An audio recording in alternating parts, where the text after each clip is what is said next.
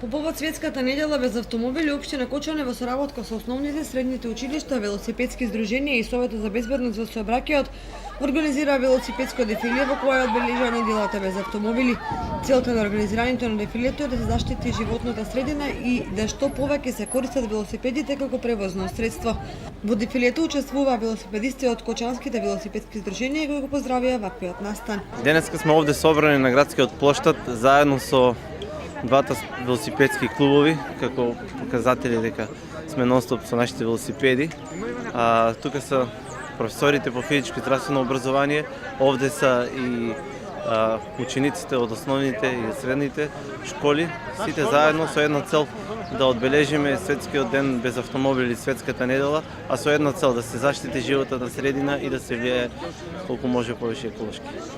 Како и секоја година, и ова година, сакавме да направиме колку може да ги сопреме автомобилите и поголема свест на возачите за дека имаме велосипедисти, пешаци, колку може попретпазливо.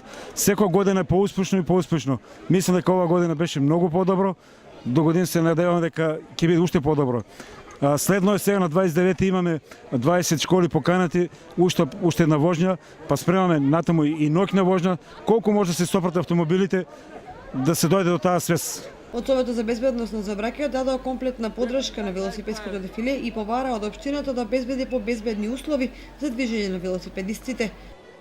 И ние како град Кочани сакаме да дадеме допринос за повод светската недела за денот без автомобили, со ова сообраќајно дефиле да дадеме една порака на граѓаните да ги користат они алтернативни превози како што се велосипедите, како што е градскиот превоз, а се со цел да се заштити животната средина. Мислам дека младите генерации се повеќе го развиваат љубовта према велосипедот. Останува само на општината да створи услови за побезбедно учество на велосипедистите во сообраќај.